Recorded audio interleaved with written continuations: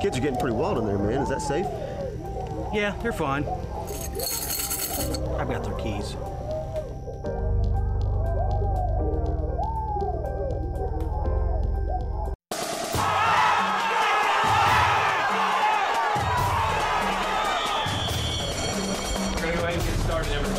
Start off where we left off yesterday, talking about the American War and the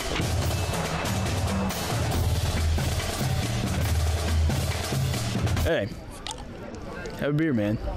You deserve it. It's not worth it. Underage drinking risks everything you're working for.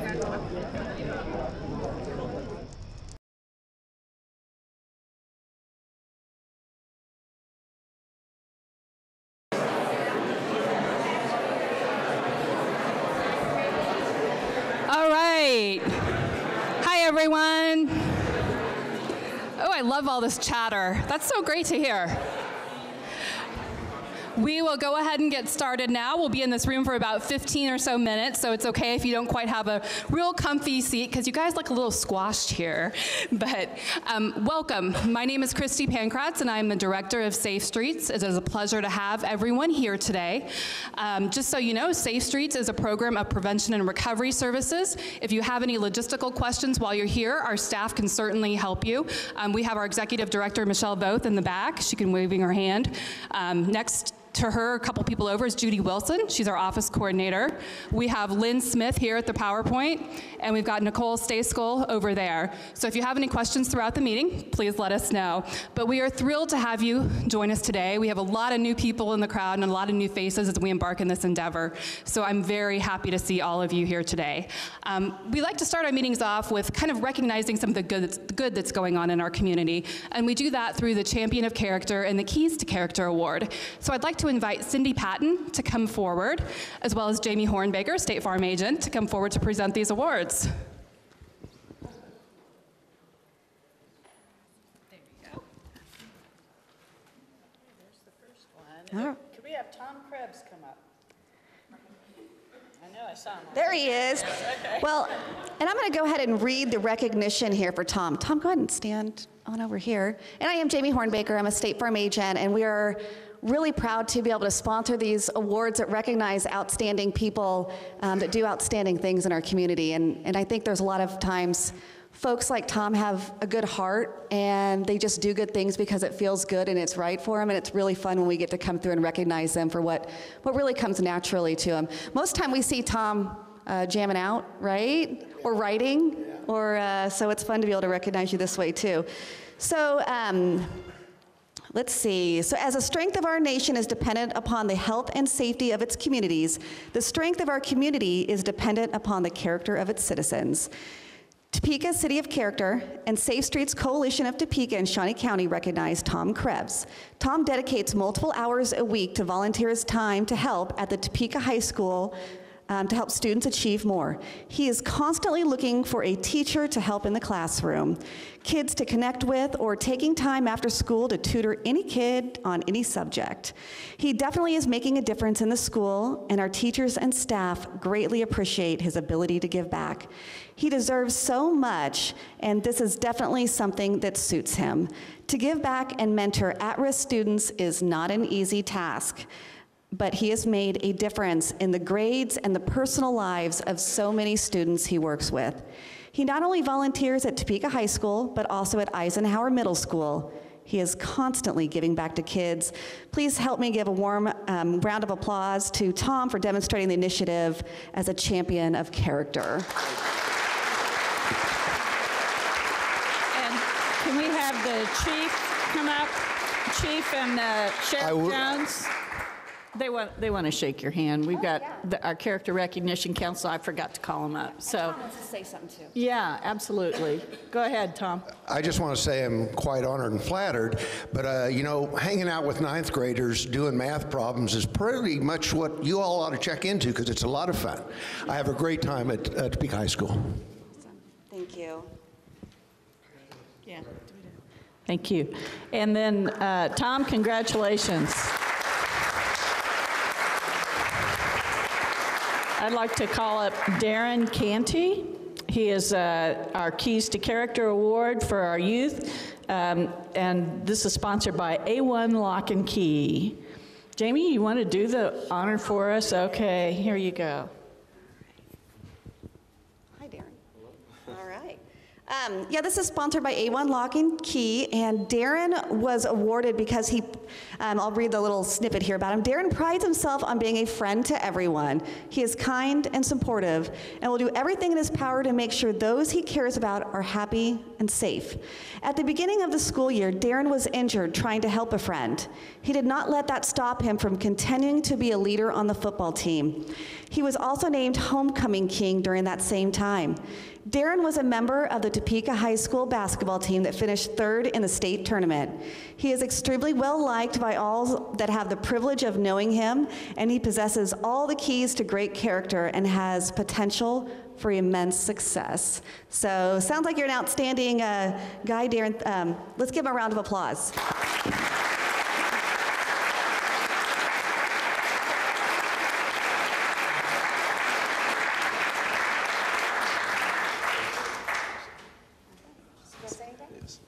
I just want to tell everybody thank you for having me here, and I just want to thank Ms. Phillips because she's been a real good person to me for all my 4 years, and I probably wouldn't be here if it wasn't for her, so I just want to say thank you to you. Real round of applause should be for her. Ms. Phillips, do you want to stand up?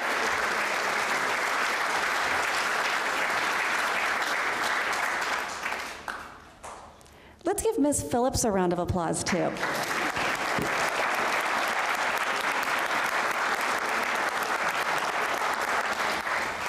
Thank you. You can make nominations for these awards by going online to topekacharacter.org or going to Safe Streets and letting them know who you would like to nominate. And be sure and get those into us so we can continue to bring these programs for you and recognize these great people. Christy? Thank you very much. And the word of the month is trustworthiness, which is gaining the confidence of others by demonstrating reliability.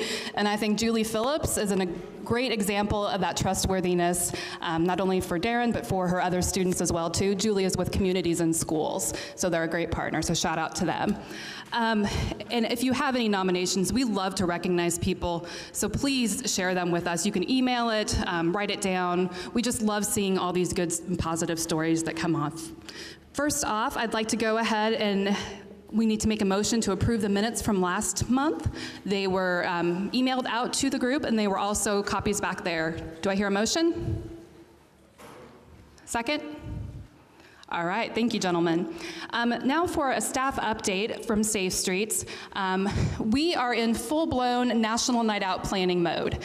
And for those of you who aren't quite familiar with our agency, what we really try to do is gather people together around a common cause from different aspects of work, kind of what we're doing here with human trafficking. But really with National Night Out is it takes everybody working together to make a neighborhood safe. So we really stress trying to connect with your neighbors. And really, if you don't know your neighbor, encourage you to start, because that's where you can make the difference at home. So if you're not involved in National Night Out, there's a planning meeting coming up next Tuesday at 6:30 p.m. It's open to the public, and encourage you to come check it out. We generally have about 100 people, give or take. I'm really excited and looking forward to this event that we hope is kind of a launching pad for more neighborhood groups to meet throughout the year. So encourage you to do that. Likewise, we also have an investigative financial organization and a retailer meeting that we partner with TPD on, where we have loss prevention and banking institutions come together to talk about trends that they're seeing. If you are involved in any of those fields, please see me after, and we'll get you hooked up with that group as well. We have a trauma and addiction training coming up as well that our licensed addictions counselor Dana does. It is June 21st. CEUs are available, so if that's a need, we will be sending that out in our minutes here later. And another planning meeting will be coming up on July 10th. I put that in there because we will not be having a July meeting, because guess what? It's July 4th for our next meeting. So that is that. And also want to give a shout out to Ronaldo and his team at City 4 for recording this portion of the meeting. They make it possible so that they can rebroadcast this for all the city to see, and they'll stop here in a little bit after the certain port ends. But I'd like to go to our partner updates. Sergeant Burns with the Topeka Police Department. Let's give him a round of applause as he comes forward. It's a long walk.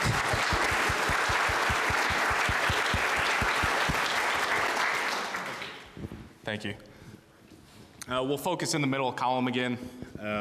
As you can see, we had one homicide, rapes, robbery to businesses, robbery to individuals, and aggravated assaults and batteries. As you can see, prior to last month, it did go up, which is not uncommon coming into the summer part of the year. Days get a little longer. But important thing is, on the right side of the column, is everything is down from last year at this time. That's a good benchmark moving forward, and we hope to continue to see that trend continue and have crime continue to go down in violent parts of the city. For the property crime, again, focusing in the middle, some of your burglary to businesses, residences are up a little bit from last month. Auto thefts are up. Your vehicle break-ins continue, as you can see, for the year to be high, which the department's definitely putting a big focus on, and I'll talk a little bit more on that in a second. And then some of your shoplifting is going down, and then some of your other thefts are also kind of maintaining. For the thefts, vehicle break-ins, like I said, is definitely a focus area of the department right now. There's some easier things that citizens and community members really tell that can do. Some of the things that you may take for granted that we leave in the cars, other persons just walking by may think it's valuable, and then they break into your car to get those. I've been a victim of it before I was a police officer. I had an item in my car I thought didn't even work anymore. I never even thought about it, and one day someone threw a brick through my window and took it. I was like, what the heck would they need that thing? It hasn't worked for 6 months. I take for those things for granted, but people just walking by do not know that. They see the item, they believe it's fully functioning and working, and they're gonna take it. I've also talked to a victim that had her car broken into for a pack of cigarettes. Okay, we're talking items that you can easily go to the store for $5 and go get. Other people walking by decide to go ahead and grab those. So some of those items that we do take for granted that are in plain view in vehicles, we definitely are going to want to hide those. In my opinion, we do have too many firearms being left in vehicles unattended, and for a variety of reasons, it's not a good idea. But if you do have a firearm, you need to maintain and know where that firearm is at all times. You're not going to want to just leave it into your car overnight when you're going into the store. People that have knowledge of you owning a firearm and continuing to put that in a car makes you a potential victim later on.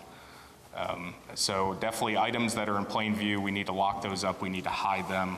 And then definitely if you're at a business or at home and overnight, definitely be locking up your car.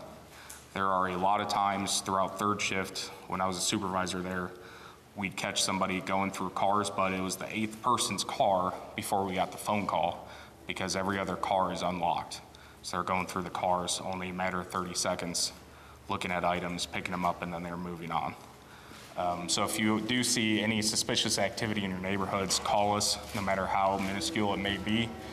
Just because somebody going through a vehicle, odds are it's not the first vehicle they've gone through, and then that way we can combat some of the vehicle thefts that's been going on in the city. All right, it's definitely been a active community month.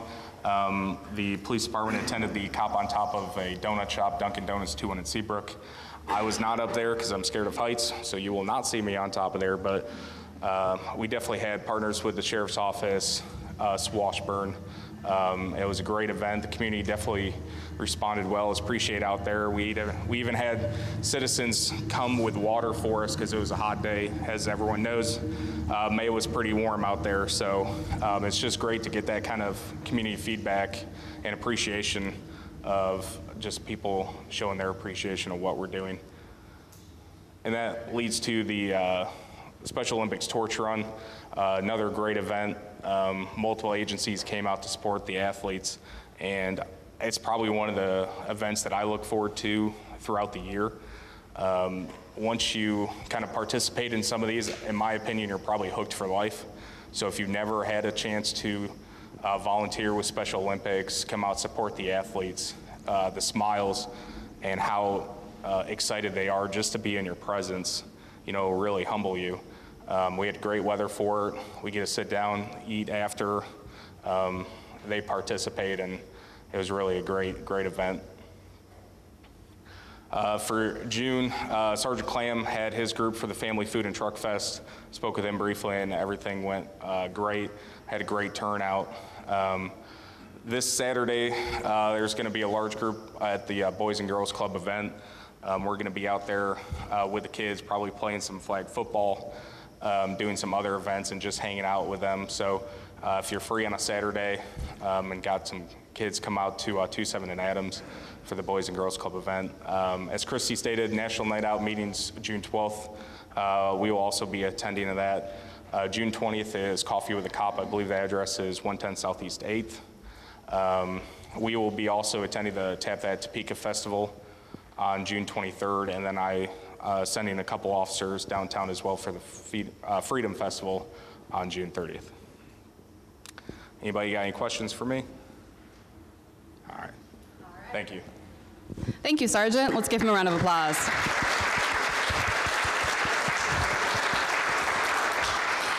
We've also got Chief Cochran here. Did you want to make a few remarks real quick? Thanks. Just a couple things. And this is not a trick question. What is one thing that women usually have with them all the time? Their purse, right? So with that in mind, people watch parking lots. So when you go to the mall or you go to the store or whatever, and a woman gets out of a car, whether she's with somebody else, and she is not carrying a purse or not carrying a pocketbook, and somebody's watching the parking lot, what's their first thought? That purse is in that car somewhere. So I highly recommend that when you go someplace and you park, get out, carry something obvious in your hand, whether it is your pocketbook or is not your pocketbook, but at least it gives that perception that you have your pocketbook, and so you may not be a victim. A lot of people will put their purse in the trunk or what have you, because they think maybe they're with their spouse or whoever, and they're going to pay for everything that day. So they leave their purse in the car. So keep that in mind, that when you go places, people are watching. We talk about responsible gun ownership. A car is not a safe place to keep a gun, especially if you're one of the 67% of the victims who have had a gun stolen out of their car and you decide to leave your car unlocked. That makes it even worse, okay? Cars are not a safe place to store your guns. Take them inside, do something. Again, when we talk about people watching parking lots, Kansas and Topeka is open carry, right? And so they see somebody get out of the car, we'll have people stand up, take the gun out of their holster, put it underneath the seat of their car. Again, people are watching. Or also, they take it out of the holster before they get out with that empty holster showing. And so people watch the parking lots, that's another one. Gun stoppers, if you remember a couple of months ago, Jerry Cole was here, talked about gun stoppers. Our billboards are starting going up this week, and we're really excited about that. And PSAs will be rolling out here real soon, so we got some of those done. And then the last thing is Saturday is a great event at the Boys and Girls Club. It's going to piggyback on the back of the June 8th event at Washburn University, which is that Department of Justice program that we're putting on. And so it's a community event that piggybacks on the back of that. So if you have time on Saturday, come by Boys and Girls Club. There'll be a lot of things going on over there. Thank you. All right. Sheriff. Come on down, Sheriff. Let's give him a round of applause, too. It's a long walk.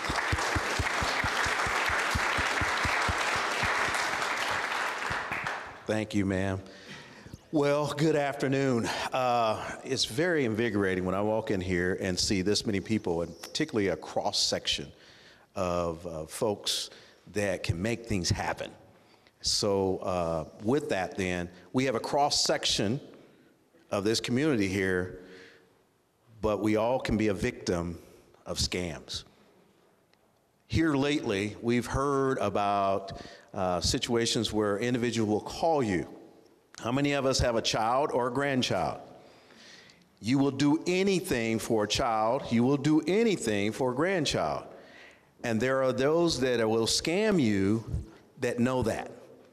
So when you get a phone call and it is something to the effect that your grandchild or your child is sitting in jail or they need your help, and by doing so, you don't have to come, but send your money. That should be a clue, folks. That should be a clue. And if you send money, it's either going to be cash or put it in a money card that you pick up at Walmart. That should be a clue, folks. Here recently, there have been a scam that we, the sheriff's office, are coming out to get you because we have a warrant for your arrest. Ladies and gentlemen, please understand this. We don't call you to tell you there's a warrant for your arrest. We don't do that. And more importantly, here recently, because our names are out there, they will pick someone that actually works for the sheriff's office. The gentleman in the back is Captain Acree. He is not calling you and telling you you need to come down and pay the money so that we do not come out to arrest you. We do not do that, folks. If you have a problem, if you have someone that calls you, hang up. They may try and call you, but hang up. They can't do business if you're not talking to them. Okay? If you have that problem, you call 911. It's for emergencies, but what I want you to do is be assured that if you can talk to someone on 911 who connects you with the sheriff's office or the police department or someone in law enforcement that can assure you that that is a scam, please do that. Don't send the money. Because we have people, and we've put that out in the news. We've had a newsprint, we've had the television, radio, all that. But people still will do it. People will rely on your emotions to get to your wallet. Criminals are like water. You've heard me say this, some of you. They will work on the least resistance. If you put water on a table, you lift it up. The resistance that way, it goes that way. Criminals are the same way. Don't fall for the trick, please. Call someone to make sure. I'm thinking that if something were to happen to one of your children, somebody's going to call you anyway. With social media that we have today, you're going to know. So the scams that are going out there, please, and if you do, here's the other thing. Sometimes people do send the money. It's good to get a report, get that report to one of your local law enforcement agencies. What happens many times is individuals are embarrassed, and they choose not to. So $500, $1,000, $5,000 that goes away doesn't get reported.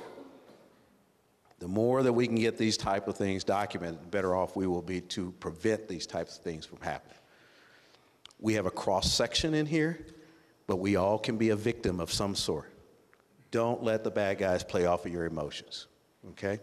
So with that then, thank you for all being here. Really appreciate it.